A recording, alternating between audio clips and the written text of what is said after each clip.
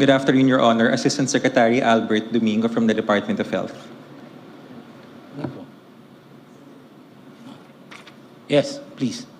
Thank you, Your Honor. To the question on how the PhilHealth computes its request for a budget, it does not refer to the computation on the syntax allocation. Instead, it counts the number of members based on a database. There is a database on indirect members, and then it generates a list.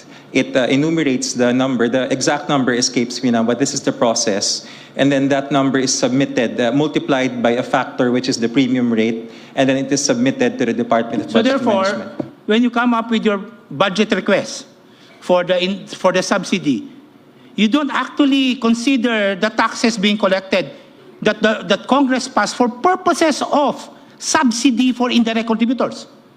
That is correct, Your Honor. The budget is computed based on the need. So they're not following the law? You're not observing what the law requires? Your Honor, budget principles require that it's needs-based. If we will follow it based on the projected fund ceiling or availability, it might not match certain needs. Yes, I agree. It's based on needs. But the problem there is PhilHealth limits the funding so that you don't address the needs, the health needs of the Filipino people. If you increase budget 200%, and I don't think the Filipino would not avail of that. You define your own limits.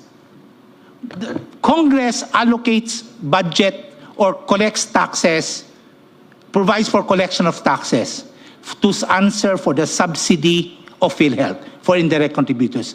Now, when you request money for subsidy, ang ibig mong sabihin, hindi mo papakailam yun? Hindi mo naiintindihin yun? Gagawa ka ng sarili mong formula because you have limited understanding, there's a limited need of our people for health. Your Honor, the current administration agrees with your observation, which is why this particular case under litigation has been the signal it has been using to increase the benefits. Ang tagal na po, 10 taon. So therefore, if the current administration recognizes that, very thank you. And therefore, they should bring back the money back to PhilHealth. Your Honor, the reason why the administration recognized it because for the longest time, the corporation has thought it will always get money because of the guarantee of the syntax. Oh, precisely, whatever would be. Whatever is that. As long as the government recognizes now, it is now incumbent on the part of the government to return the 60 billion that was transmitted already because it recognized now. Hindi lang na-recognize probably before, ngayon na-recognize na. So therefore, when you recognize it, you should return it. What do you think? Your Honor, if it pleases the court, Section 58, the sovereign guarantee, even without this maneuver of the 89.9, government can and always will increase the benefits. But the signal, Your Honor, if it pleases the court, that this litigation gave is a strong signal for it to do so. So the people should now be satisfied by a strong signal from the administration. Your Honor, it's not necessarily the administration. It is the fact that the reserves, the amounts... You said the government. Yes, sir. Yes, sir. So a strong signal from the government to help PhilHealth and expand benefit should now be enough for our people to rely on. This is the start, Your Honor. If the case is allowed to proceed, if the transfer is allowed to proceed, it is a use it or lose it signal, which all national government agencies have, so that we will use our funds. GOCCs like PhilHealth do not have that signal, and they think, at least before the current CEO or the current administration, they think that just because there is an earmark, whether hard or soft, that they will get the money, and there is no stimulus for them to actually increase the benefits. When you prepare this budget of yours for subsidy, why did you not consider the collection made by government, by BIR, on the sin taxes? What was the reason behind that?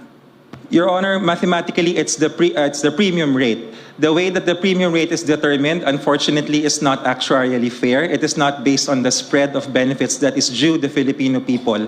Kulang po talaga yung binabayad ng PhilHealth. 10% lamang po in 2024. Kaya dapat po talaga taasan. And mathematically, the only way to do this is to increase the benefit packages, which we are doing now. But the government collected taxes already, representing supposedly the subsidy.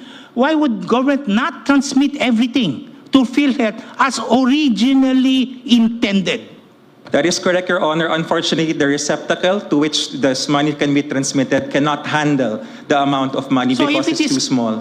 So if it is correct, and the reason why it was not transmitted because of administrative matters or hindrances, you agree that this should go to PhilHealth. It's a matter of spending it. So therefore, when government merely allocated this amount, probably substantially lower from the taxes that were collected, all of the balance should be given to PhilHealth this year and prior years.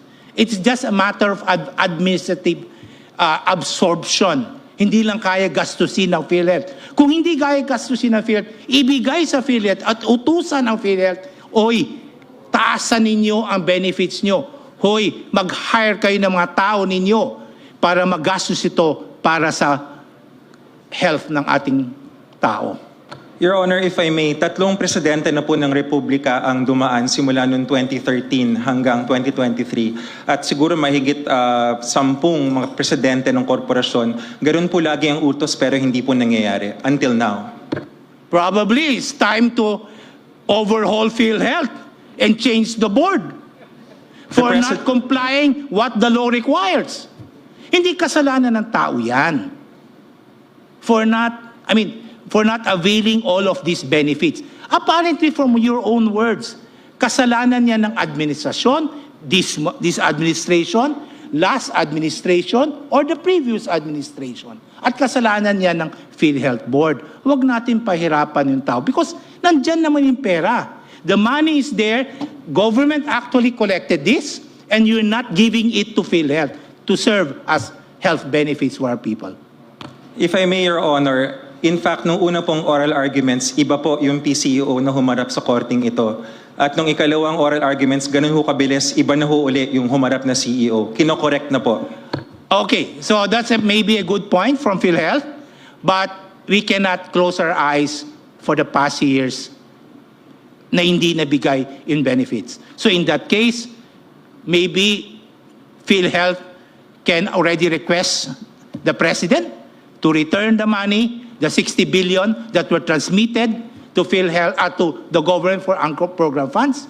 Ibalik na yan sa PhilHealth, and PhilHealth to expand its benefits, hire more people to answer for the needs of the health of our people. That will be all, Chief. Thank you.